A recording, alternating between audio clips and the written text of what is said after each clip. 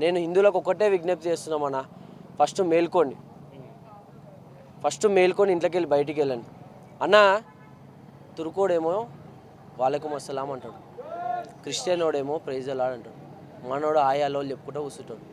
ఇట్లాంటి గుడి అన్న, విగ్రహం చూడు ఎంత మంచి విగ్రహము, దాన్ని గ్రానైట్తో కట్టిన విగ్రహం ఈ ఊరోళ్ళంతా కలిసి.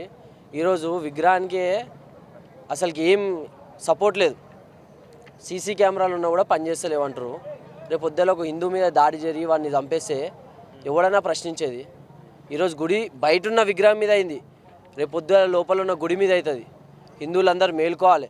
మెయిన్గా శనివారాలు, మంగళవారాలు, సోమవారాలు ఈ గుడిలు వేటోళ్ళు అందరూ బద్దలో కొడతామని చెప్తున్నాం. మేము ఎందుకు చెప్తున్నాం అంటే, ఇట్లాంటి గుడిల జోలికి వచ్చినప్పుడు ఏమో ఎవడు రాడనా. ఈరోజు శనివారం, హనుమంతుడు ఈరోజు ఎంత పవర్ఫుల్ డే అన్న. చూడు మీరు, వంతమంది హిందువులు కూడా ఇలా జమ కాలేరనా. నీ కష్టానికి ఏమో దేవుడు కావాలి, కానీ దేవుని కష్టానికి వచ్చినప్పుడు, దేవునికి ఏమైనా అయినప్పుడేమో నువ్వు నించోపోతే ఇక నువ్వు బతికెందుకురా.